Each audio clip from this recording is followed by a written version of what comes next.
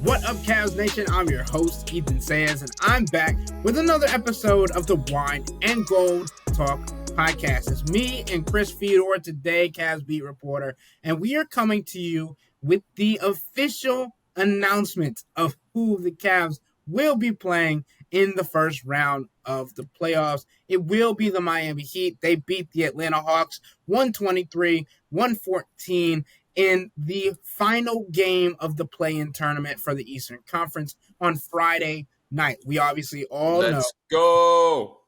Exactly. Chris Fedor is extremely excited for this because that means he does not have to go to Atlanta. Unfortunate for the Cavs fans and the Cavs players who are looking forward to playing against Karis LeVert and George Niang if that was what happened. But Chris, now we have the opportunity to break down the different matchups, the different scenarios and tactics that will be used against the Cleveland Cavaliers by the Miami Heat, and they have 2 days of preparation to get ready. Well, basically just 1 day of preparation to get ready, knowing who they will be facing, and they'll get to do that a lot tomorrow at practice, and we'll get to talk to them afterwards. Chris, what is the biggest thing that stands out to you when it comes to the Miami Heat and the potential matchup with the Cleveland Cavaliers? I think the thing that stands out to me, Ethan, is their guys have been through things that the Cavs players have not been through. And there is no substitute for experience. And I think this is the kind of team that could benefit the Cavs as they move forward. Playing against Bam Adebayo and the physicality of him and having to deal with Eric Spoelstra as a chess master and a playoff tactician, and Andrew Wiggins, who has been to the NBA Finals before. Tyler Hero, who is a really, really good guard, dribbling, shooting, passing. Like, he is doing so much for Miami on the offensive end of the floor. It's just pretty good preparation, honestly, for what is ahead, the tougher matchups that are ahead for the Cavs. So I don't think there's a situation where there should be any nerves. There should be any thought of Miami beating the Cavs 4 times in 7 tries. But I do think that these are the kinds of series that a team like the Cavs can benefit from, just because of the various ways that they're going to be quote unquote tested and the various things that they're going to see that are going to help them translate things a little bit better into the second round and into the conference finals if they get that far. Chris, when the play-in tournament became a thing in 2021, right? Since then, there's only been, ahead of this season, there were only 2 teams that were number 10 seeds that ended up defeating the number 9 seed to make it into the deciding game. And the Heat and the Mavericks added 2 more wins to that total. So the number 10 seed are now 4-6 in initial playing games since 2021. But I do want to point out, just going through the matchup that happened on Friday night, the Heat versus the Atlanta Hawks. And I think we can all be honest, right? It did not look like either of these teams, as Chris was mentioning, would pose a fight to the Cavs.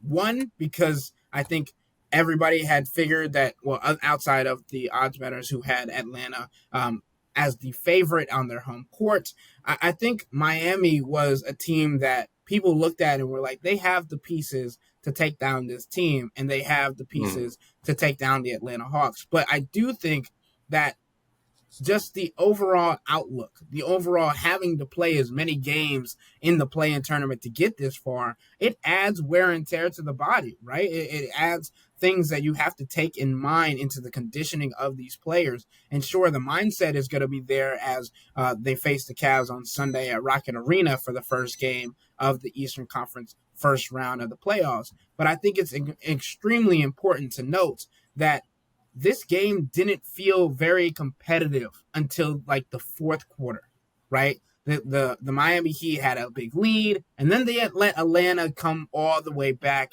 and take their first lead of the game in that fourth quarter. what did you take away from this matchup in particular, the final play-in game matchup between Miami and Atlanta that the Cavs could look to exploit? Well, that's the thing that Miami has done throughout the course of the season, Ethan. We talked about it the other night on the podcast. I think there are 13 or 15 games where they've led in the fourth quarter, and those turned into losses. So they just haven't been able to figure out consistently how to best close out these games.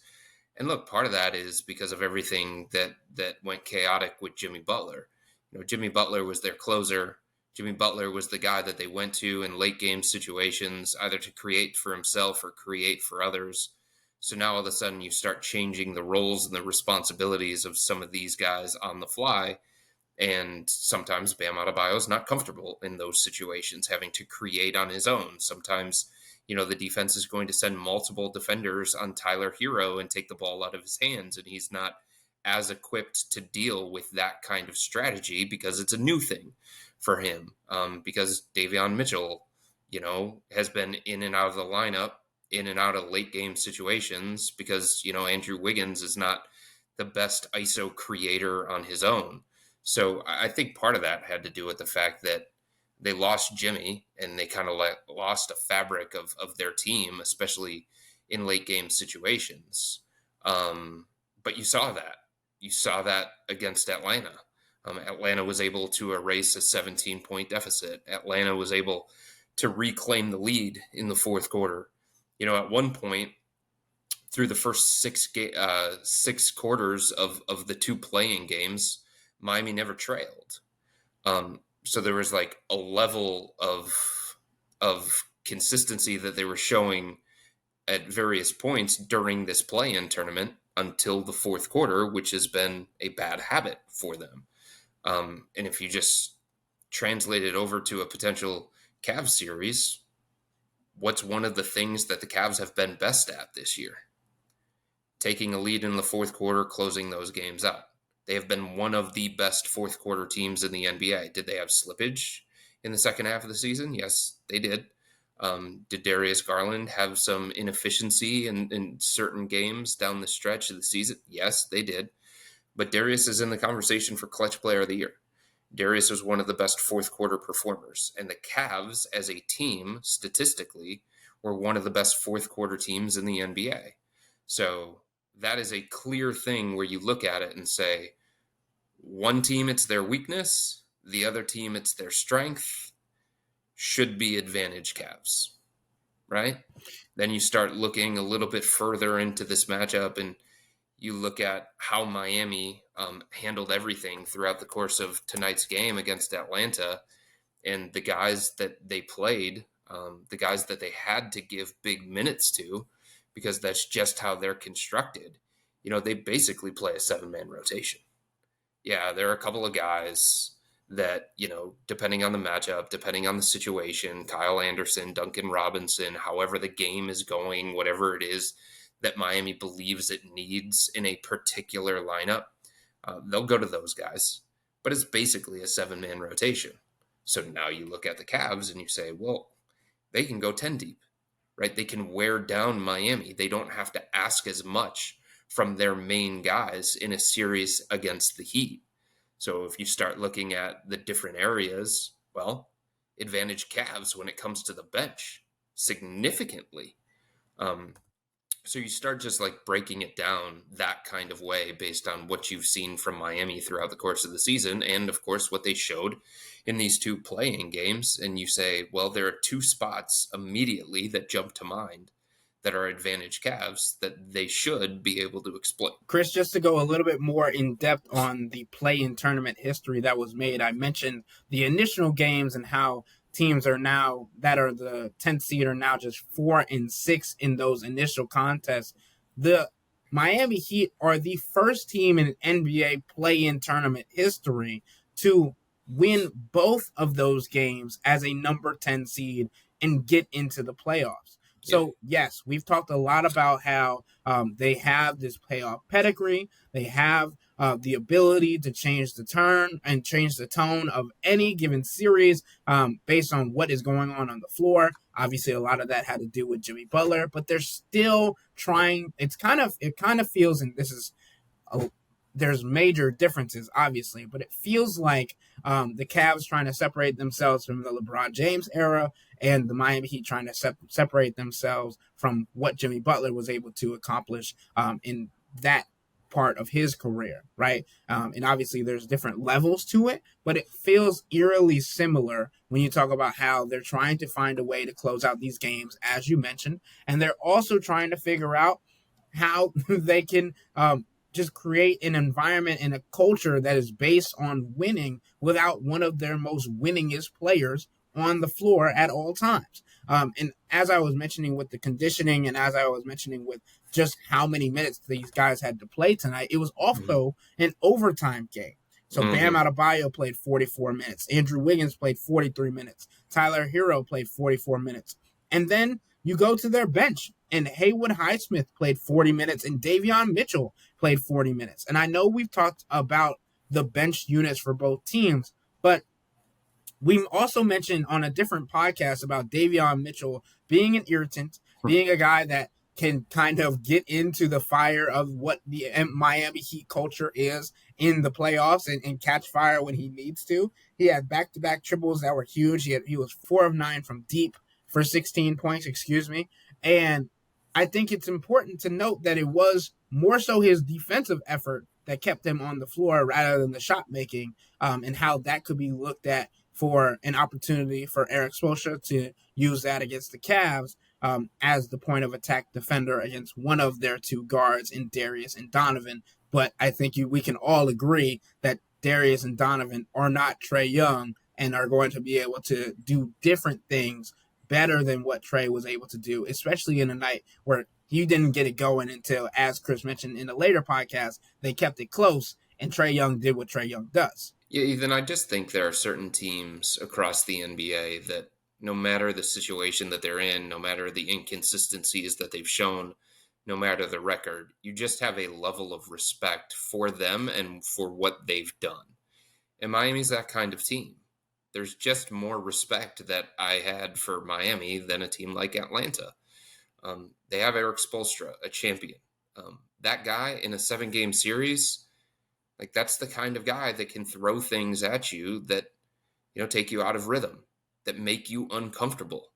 That's the kind of guy that could theoretically outcoach Kenny Atkinson.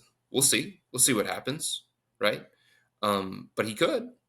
Bam Adebayo is an all-star. He's an Olympian. He's been in big moments before. And that's something that stood out to me a little bit, just watching Miami down the stretch of the game. And yeah, they blew a big lead. And yeah, it was close in the fourth quarter, probably closer than it should have been. But, none of their dudes were afraid. They all went to the ball late in the game. They all wanted that moment. They didn't look rattled on the road. That's the one thing that you can say about Miami and Heat culture, and everybody jokes about Heat culture and stuff like that, but they're going to be tough. They're going to be well prepared.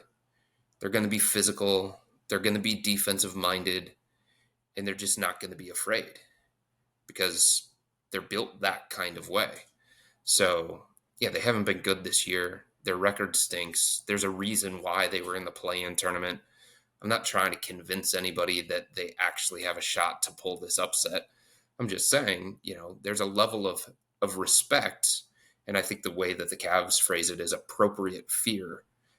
There's a level of that when you play against a battle-tested championship-level organization in Miami. And I think that could play again into the hand of the Cavs, right? Because obviously if you get to match up against Atlanta, you're like, oh, buddy, Karis, George, I'm going to cook you because you can't guard me. One-on-one games that you get to see. And obviously, I think we have to mention this, in their first playing game, the Atlanta Hawks, Karis and George weren't good, right? Yeah. And then in this second one, for a majority of the contest, George and Karis were carrying the team as Trae Young was struggling, and Onyeka Okongwu was going nuclear, basically, in a game that is showing exactly where he wants to project himself in the future. But then it came down to the final moments of the game, and I think all the Cavs fans were like,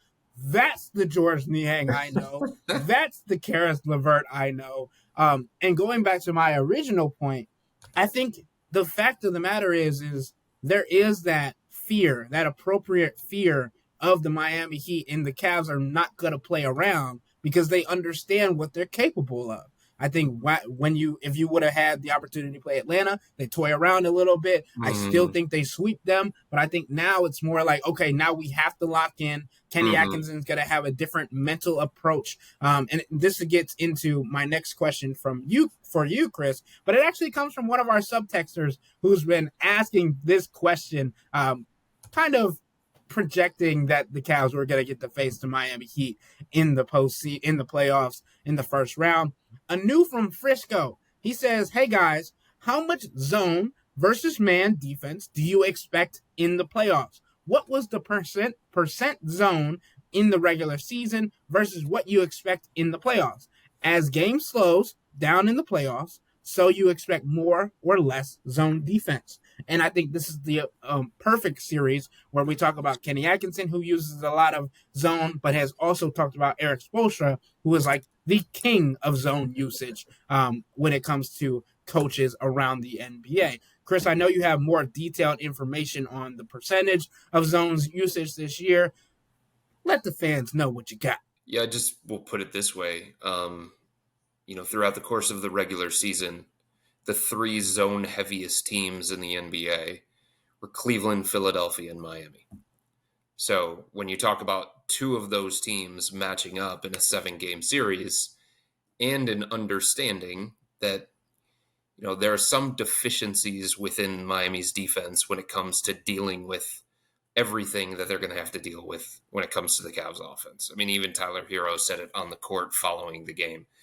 It's a historically great offense, and there's a reason why they're the number one offense in the NBA. They've got so much firepower, they've got so much depth, they've got so much versatility. It's not as predictable as it's been in the past. There's so many different elements to this offense that makes it hard to game plan against, and it makes it hard to say, okay, we're going to take this away, and then that's going to shut off your water, right? Like if a team takes this away, then the Cavs counter and they go to something else, right? They have the kinds of options and the kind of personnel to make the counters that they would need to make. So I think the truth is Miami's going to have a hard time dealing with the Cavs offense. Every team in the NBA has had a hard time dealing with the Cavs offense. And there's just no signs that it's just going to flatline in the playoffs. There's just no signs that it's going to crater in the playoffs like it has the last 2 years. So when you don't have, the matchup advantages that you would need to have to deal with a team in man-to-man situations because of their cutting, because of their constant movement, because of their lob threats, because of all the different things that we've talked about, what do? You try and change it up and you try to go to zone. If you look at some of the matchups between the two teams in the regular season, both teams went heavy zone. So when you have two of the zone heaviest teams that believe in this greatly and also understand some of their own limitations on defense when it comes to playing against a specific opponent, you can definitely expect a healthy amount of zone from both Miami and Cleveland. And I think the thing that becomes fascinating is, if you're a zone team, if you use zone on defense, you have better knowledge about how to best attack it. So I don't know how effective Miami zone is going to be against the Cavs because they've worked against their own zone behind the scenes. They have different counters that they plan to implement that they've been using behind the scenes. And the same thing when it comes to Miami. Who knows how to attack the zone better than Miami? The team that uses it over and over and over. There are some teams you throw a zone out there and they're like, oh my God, what do we do? It looks like a JV team trying to play against the varsity. But I just don't think the Cavs are going to have that feeling. And I don't think Miami's going to have that feeling. So it's going to be fascinating to me to see how effective those strategies are going to be. And don't be surprised. Don't be surprised if the Cavs go box and one. They might go box and one on Tyler Hero. They might. They might go box and one against Duncan Robinson if he's out there for 30 minutes. I think Kenny has shown a willingness and an adaptability to use a bunch of different looks. And the reason why they dabbled with those things throughout the course of the regular season is so that when they have to go to them in the playoffs, they know what to do.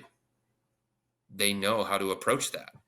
They know what each individual responsibility is in those kinds of situations. Chris, and I'm glad you brought up the boxing one because it reminded me of a situation. And again, this is going about Kenny Atkinson saying that he's going to start every season with a 10-man rotation, right? And we've known or we've seen. It reminded me of Sam Merrill chasing around Duncan Robinson as the one in that Yep. boxing one defense, right? Yep. So it's not necessarily, oh, we're going to have Isaac Okoro chasing around. And sure, it could be, right? He could be guarding Tyler Hero in certain lineups. Dean Wade could certainly do all of these things. But, like, it gives opportunities for other guys to get reps in those scenarios and be like, okay, are you playoff ready? Are you going to have the same level of success? Because statistically, Sam Merrill was one of the best defenders on the Cavs this season, right? Yeah. But we also have to go back and look at the play-in tournament stats that we get from NBA.com. And I think it's important to note, right? We talked about it being an overtime game between Miami and Atlanta on Friday, but these two teams combined, or not combined, they had 106 points each after 4 quarters. Yep. That's not going to be enough to beat the Cleveland Cavaliers. One, when you talk about the Miami Heat, who were going up against the Atlanta Hawks, who had a defensive rating in this game of 116, right? And when you talk about their overall defensive rating in the play-in tournament, when they played those two games, they had a defensive rating of 121.5. This is one of the worst defenses this season, Yep. and you still are going to tell me that you could only score 106 points against them. That's telling to me. Sure, Yep. Tyler Hero didn't have his best showing. Sure, Bam Adebayo wasn't playing to his standard. But I think it's telling of what the Cavs are going to try and look to exploit. And the other point of the matter is that Miami had a 113.2 offensive rating over their play-in games. And over their last game, just tonight against the Atlanta Hawks, they had an offensive rating of 116. So I think it's important that these teams, that we continue to look at the statistics, even if it's a small sample size, because it'll be important for Kenny Atkinson. And we know how analytically based he is and how he's going to take these and be like, okay, well, I don't know if I'm going to be worried. Sure, he made 16 threes tonight, but you were playing against the Hawks defense, right? Sure, Dyson Daniels made it a living hell on Tyler Hero at times. Davion Mitchell was out there trying to do the same thing for Trae Young. But I think there's just certain balances that you feel, and as you mentioned, Chris, in a different podcast, I don't know an area where the Cavs are outmatched by the Miami Heat. And the only thing that comes to mind is rebounding, and they've put an emphasis on that in practice. So I'm curious to see how they'll come out with that in their first game of the playoffs. Yeah, the other thing is, Ethan, I think if the Cavs want to play big, I think they can play big better than Miami can. Look, Khalil Ware and Bam Adebayo together has been effective for Miami, but Khalil Ware's, he's a rookie. He's not Evan Mobley. In terms of the trajectory, in terms of the development, in terms of the readiness, he's not Evan Mobley. So you look at stylistically, all right, if Miami wants to play big, the Cavs can do that better. If Miami wants to play small, they have Evan Mobley anchoring that small ball lineup defense. Miami has Bam anchoring that small ball lineup defense. Like, both are pretty good options. So now you talk about, okay, what are the other pieces around them and what are the gains of a team on the offensive end of the floor by going to that small ball lineup? And that's where DeAndre Hunter comes into play. Stylistically, DeAndre is somebody who allows the Cavs to have an immense ceiling on the offensive end of the floor when going quote unquote small. And at the same time, he has been one of the best isolation defenders in the NBA this year. And at the same time, he can bounce between the 3 or the 4. He can be tough and physical. He can hold his own on the perimeter and in the post. So it's like, yeah, going away from Jared and Evan is a risk to your defense, but it's less of a risk when that four-man is DeAndre Hunter, as opposed in the past where that four-man was George Niang, that four-man was Marcus Morris Sr.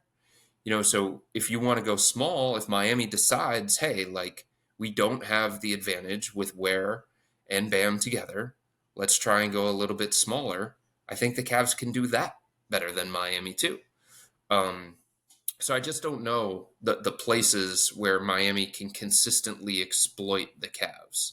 And that doesn't mean that the Cavs are going to win every single game by double digits. It doesn't work like that in the playoffs. And it doesn't mean that the Cavs are going to sweep. It doesn't work like that in the playoffs. Sometimes you have a bad night. Sometimes the other team has a great night.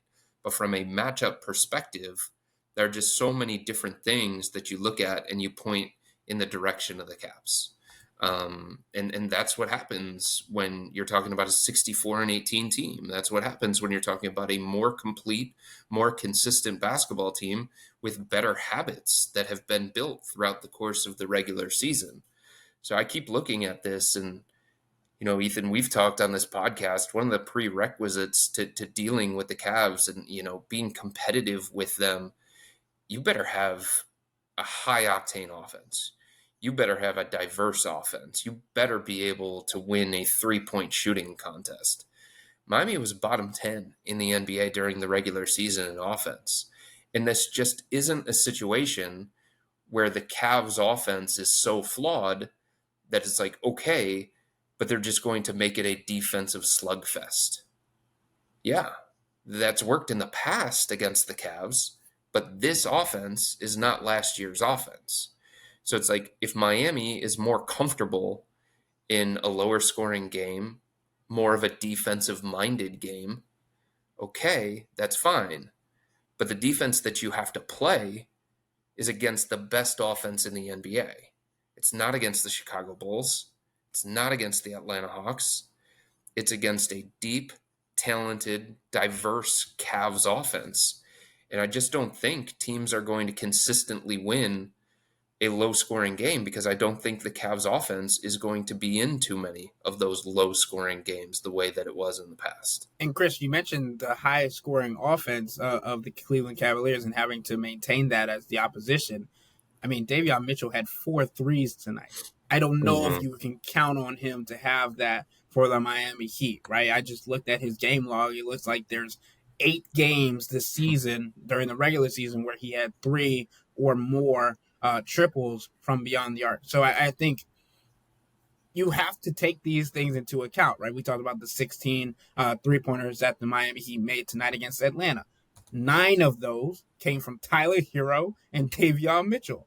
Tyler Hero, we already know it's either Bam Adebayo or Tyler Hero is at the top of the Cavs scouting report going into this series. And then Davion Mitchell, we don't know how many minutes he's going to get, because in the games that the Cavs have played against Davion Mitchell this season, he's gotten played off the court, quite honestly. So it could be a situation where the talent level that the Cavs have is just too overwhelming to have a guy like Davion Mitchell on the floor. Sure, if Davion Mitchell comes out and plays the way that he did tonight for all 4, 5, 6 games of this series, great.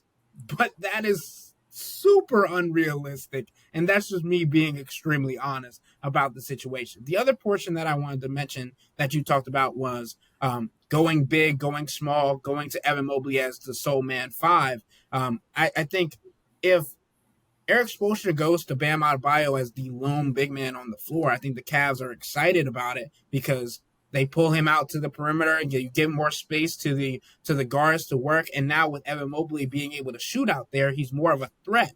Obviously, he still has to prove that in the playoffs. But also on the defensive end, Evan Mobley during the regular season, 3 games, 15 minutes of matchup data, he held him to 7 of 16 from the field, 43.8%, which is decent, because he made only 1 3-pointer and took 3. So all of these baskets were coming either at the rim or in the mid-range. And you're talking about Evan Mobley being able to stifle him in that positioning. I think that's extremely important to note when it comes to how Evan Mobley is a deterrent in the interior on that end of the floor, especially with how Bam has been operating in the playoffs and how he's been shooting the basketball as well. So I think it's just, again, as we've been saying, a positive and advantage Cavs going into the series, and they have the things already in set that they can go to. And I also think them having coaches who have been looking at game film, looking at matchups throughout the entire season on teams like the Miami Heat, you get a better sense of what they need to be prepared for, what they're ready for. But Chris, I know we have articles coming out on Saturday about what we think is going to happen in this series. Obviously, we'll probably wait to drop those until after we talk to the Cavs on Saturday afternoon. But I want to give the fans who are still listening to this podcast a little bit of a preview. I've said this. I'm going to stand on this. The Cleveland Cavaliers are going to win the series in 5. Where do you see it going? Yeah, I think Cavs in 5 too. I think I just have a healthy respect for Miami that it's hard for me to predict a sweep. And I think, that's something that's going to benefit the Cavs as well, as you mentioned, because, Miami is the kind of team that's going to have Cleveland's attention in a way that Atlanta wouldn't. And if you think about the second half of the season and the lack of focus for the Cavs and the slippage for the Cavs and the whole just get me to the playoffs type thing, now they're here and now they have to crank it back up. And it's hard to do that, right? But when you have a team that you're playing against that has your attention, those things come a little bit more naturally. They come a little bit easier. So I just have more respect for Miami than to predict a sweep. I think the Cavs are clearly the better team in the series. I think they're the more complete team in the series. I think they've got more high-end talent than Miami does. And you were talking about Bam, and this is no disrespect to Bam. Bam is really, really good, and he's really important to the success of Miami at both ends of the floor. But he's not the stylistic big man that has given Jared Allen and Evan Mobley problems. There are different guys in the NBA that are problematic for the Cavs when it comes to rebounding, when it comes to punishing them, when it comes to just being beefy and physical and moving them off of their space and making them uncomfortable and all those different things. It's not Bam. It's guys like Zubats. It's guys like, Domas Sabonis. It's guys like Kristaps Porzingis. So this isn't to say that Bam's going to have a bad series, or this isn't to say that Bam's not going to have moments throughout the series where he attacks Jared Allen or he attacks Evan Mobley or he finishes with 20 points and 15 rebounds or something along those lines. But, it's just not the same kinds of problems caused by him as some of these other guys. But in saying all of that, they have Tyler Hero, they have Bam Adebayo, they have Eric Spoelstra, they do have Andrew Wiggins, who can have big nights, especially against a team like the Cavs. So I'll say that Miami finds a way to get one of those in Miami. It might be the quick turnaround game, the 1:00 afternoon game in Miami, or maybe it's game 4.